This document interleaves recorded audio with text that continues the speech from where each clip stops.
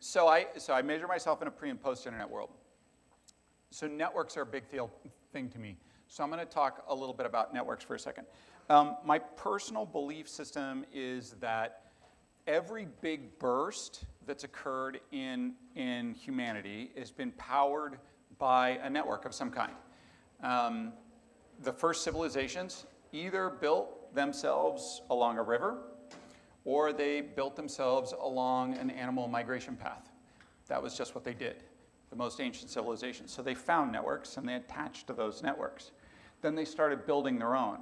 So if you look at every network, whether it's ancient Roman roads, or the Silk Route, or trade and exploration routes across the sea, or even rail, you had a network that was born, and then a huge expansion and a bunch of growth that occurred on the back of that, okay? Now, there was a network that was started in the 1890s. Anyone know what that network was?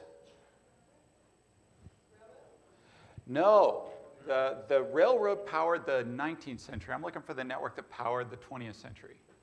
It was the grid. So the grid started at the very end of the 19th century and powered the 20th century. But when I say network, what's the first network you guys all think of? The internet. Yes, obviously the internet. The internet. It's the cool network. Okay, so the internet. We're going to play a game. The internet is the most complex, largest network in the world. True or false? False. Correct. Yay. So the grid is the largest. 91% of humanity has access to electricity. Only 60% of people have access to the internet. Okay, so it is a massive, massive machine. But it's kind of old, and it needs some love. So that's what we're here to talk about. Okay, so the internet is not old, right? The internet is a new network. True or false? False. Thank you. You guys are like, you read the notes and the whole thing. So the internet is the telecom network. And the telecom network used to look like this. And tell me if this sounds familiar. It's highly regionalized.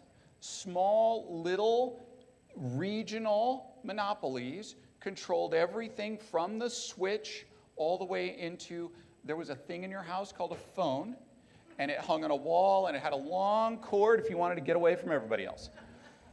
And they had that whole stack, okay? And then in the 60s, a little bit of digital technology was introduced that was digital signal processing, and that allowed you to send information across the wires. And the first people that used that were banks. They were like, that's cool. Instead of the telex, I can now actually send transactions to other banks. And they started doing that. And in the 80s, they built the ATM network. And then in the 70s and into the 80s, cable television was born. And then the internet came. And all of those layers slowly broke the telecom structure. It didn't work anymore. And it fractured in the late 90s and early 2000s and reformed, instead of into these little silos, into stacks. You had backbone, then you had short haul, then you had retail, and then you had content. That was kind of the whole thing, right? Does that sound familiar to you guys? Does that feel like something you see now? It should, because that's kind of what's going on with the grid, right? Now, the internet obviously has changed that network quite a bit. And now we've added things like cloud and so many other things as we've scaled. But that network underneath is still the old telco network. It's still in there. And we've upgraded it, we've added stuff, but the physical hardware build-out came after. As the capacity continued to strain the lines, you add capacity. But the things that made it the internet were just 4 little bits of digital technology, right? So that's really important for us all to understand. Okay, so, oops, we're gone. We went to sleep? Oh, damn it, I hate when that happens. Okay, so if if that is what happened to those other networks, what's happening to our network?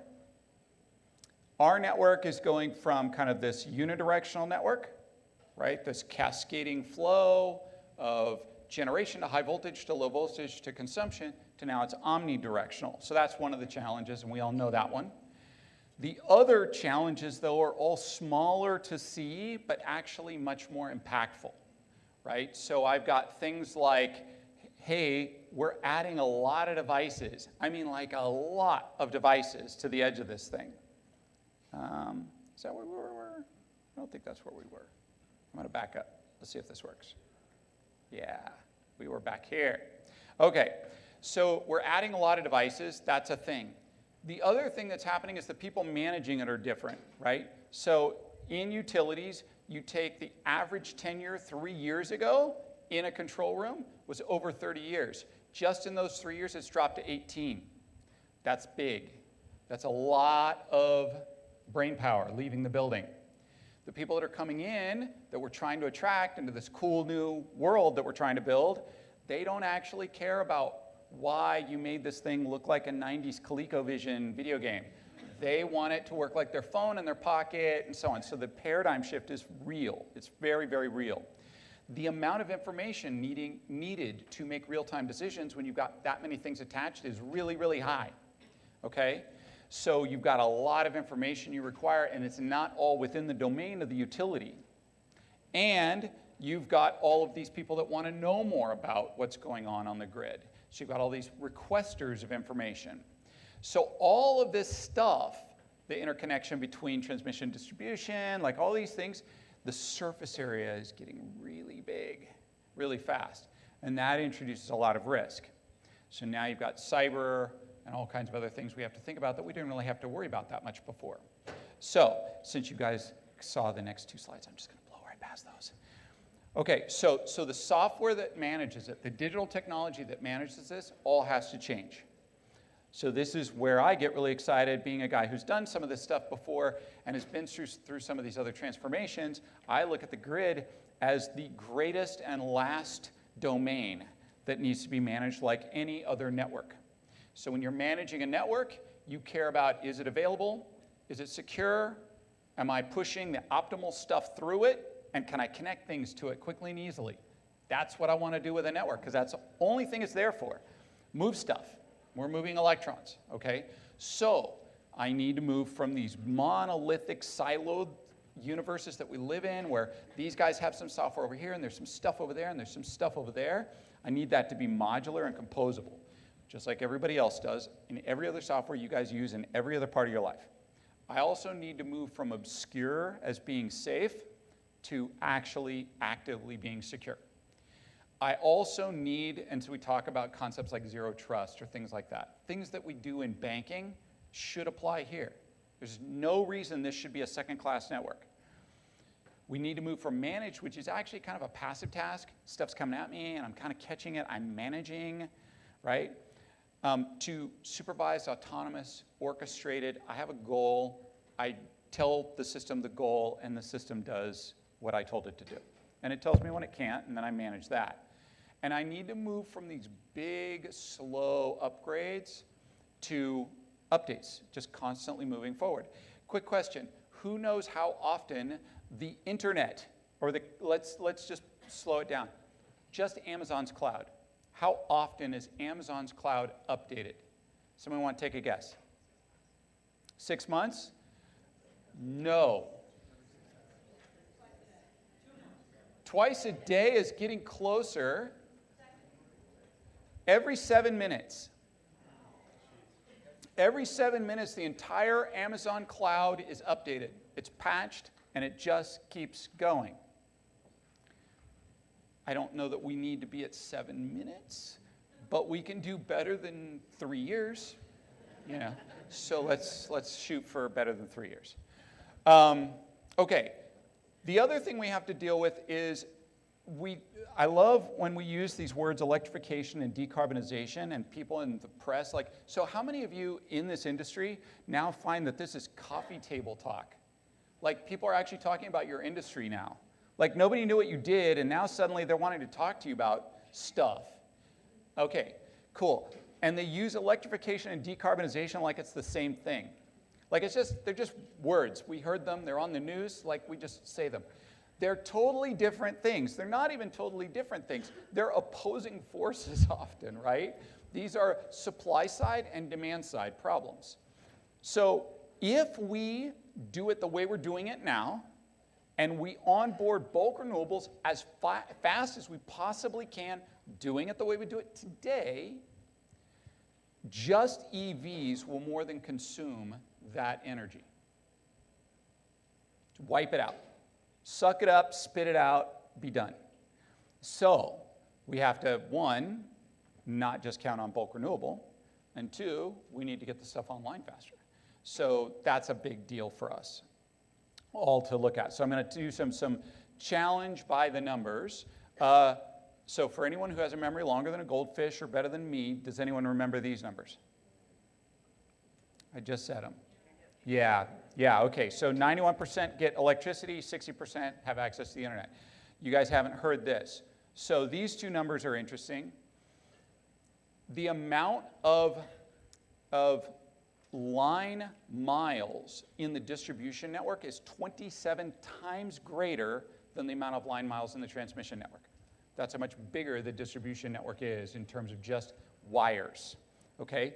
And the time when everybody believes will be the time when the distribution network will actually have more generation connected to it than the transmission network is about 2044. In some places it'll be earlier. In the US it'll probably be earlier in pockets, right?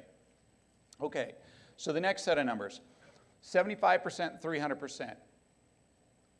From 1980 to 2020, the global population grew by 75%.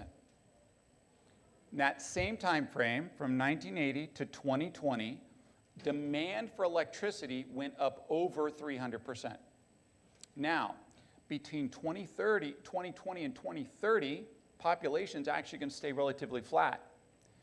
We had a COVID boom, baby boom in Europe and the US, but we also had a casualty in COVID, a sad loss. And then you've got India and China are actually declining right now. So let's just say the population kind of stays fairly stable for the next 10 years. The demand for electricity is going to go up another 300% in 10 years.